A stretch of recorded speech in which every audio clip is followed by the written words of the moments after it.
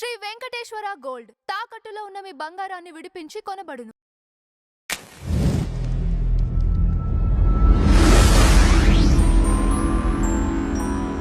Madam నమస్తే. నమస్తే అండి. మేడం అశ్యూరెడ్డి కేసు వినే ఉంటారు. అంటే దాదాపు 9 కోట్లు ఆవిడ తీసుకొని పెళ్లి పేరుతో మోసం చేసింది అని చెప్పేసి ధర్మేంద్ర అనే అతను చీటింగ్ కేసు ఫైల్ చేయడం జరిగింది.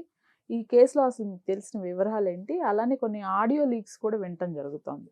అంటే అసలు ఏం మాట్లాడాలండి? ఎందుకు అమ్మాయిలు ఇలా అయిపోతున్నారు కదా?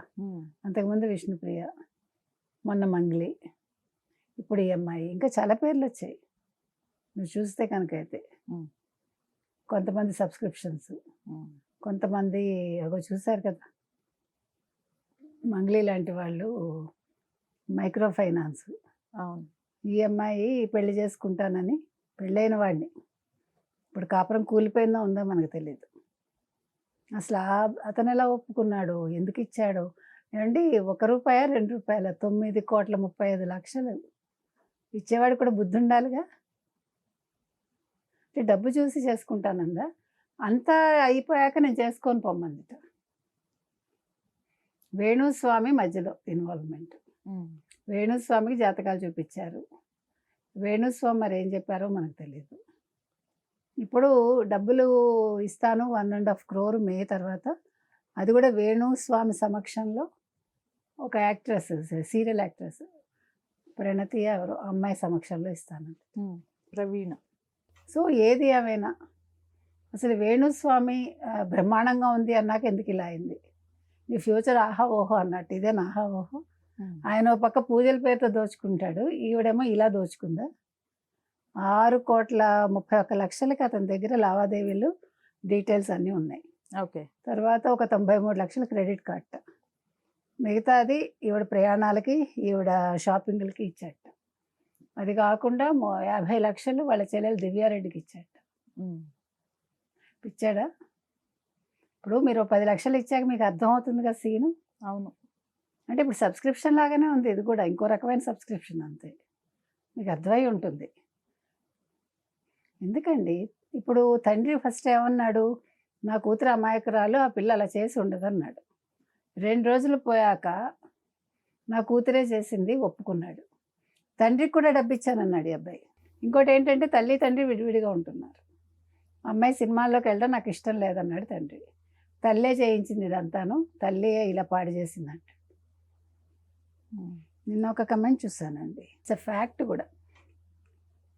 ఈ హీరోయిన్స్ కావచ్చు, లేకపోతే ఇండస్ట్రీకి వచ్చేవాళ్ళు కావచ్చు, యాంకర్స్ కావచ్చు, వీళ్ళు పెరిగే కొద్దీ బట్టలు కొరచ అయిపోతున్నాయి. దీనికి కారణం తల్లులు కూడా అని. అంటే తల్లులే వీళ్ళని ఇలా ఎక్స్పోజ్ చేస్తున్నారు డబ్బుల కోసం అని. ఓకే. అందుకు కొంత వాస్తవం ఉండొచ్చు అలాంటి. ఎందుకండి నాకు అర్థం కాలేదు. ఇలాంటి డబ్బు ఇప్పుడు నిన్నటి వరకు నాకేం తెలియదు, నేను అమాయకురాలని ప్రెస్ మీట్ పెడతానన్న తండ్రితో అంది. నెక్స్ట్ అతను మొత్తం ఎవిడెన్స్లతో కేసు పెట్టాక పోలీసుల మీద ఫైర్ అవుతుందంటే మీరు అలా ఎలా కేసు తీసుకుంటారు? నన్ను అడగకుండా అంటే నిన్నెందుకు అడుగుతారు? నువ్వే నిందితురాలివి. మళ్ళీ క్వాష్ పిటిషన్ ఎందుకు వేసావు తప్పు చేయకపోతే?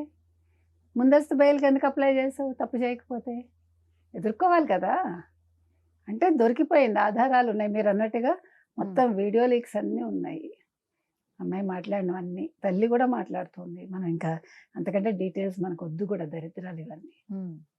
కాకపోతే మనం చెప్పేది ఏంటంటే, మీరు ఒక యాంకర్గా వచ్చి సడన్గా ఒక మాయాలోకంలోకి వెళ్ళినట్టుగా మెస్మరైజ్ అయిపోయి ఎక్కువ లగ్జరీస్కి అలవాటు పడిపోయి, అందరూ పబ్బులకి వెళ్తారో లేదో నాకు తెలీదు, పబ్బులో లేకపోతే ఏదో పెద్ద పెద్ద కార్లు, పొట్టి దుస్తులు వేసుకొని దిగడం అదొక ఫ్యాషను. ఏంటండి ఇది కల్చర్ ఎక్కడికి వెళ్తుంది? కాబట్టి ఇవాళ అశ్యూరెడ్డి అనే ఆవిడ మీరు మొన్న ఒక ఫోటో చూసా, మీరు చూసే ఉంటారు. ఈవిడ హెయిర్ స్టైల్ చేయించుకుంటుంది, కాళ్ళకి షూస్ చెప్పులు ఏవో ఉన్నాయి. అతను ఎవరో ఆర్జీవి కాళ్ళ దగ్గర కూర్చుని ఉన్నాడు. అంతకుముందు మనం చూసా కాలు నాకుతూ అశ్యూరెడ్డిది. ఎందుకు అసలు ఎందుకు అంత నీచానికి దిగడం? ఎవరు ఆర్జీవి? ఒక మంచి డైరెక్టర్ అతను, ఒక ఇంటలెక్చువల్ లాగా ఉండేవాడు, ఇలా పిచ్చాడులా అయిపోయాడు.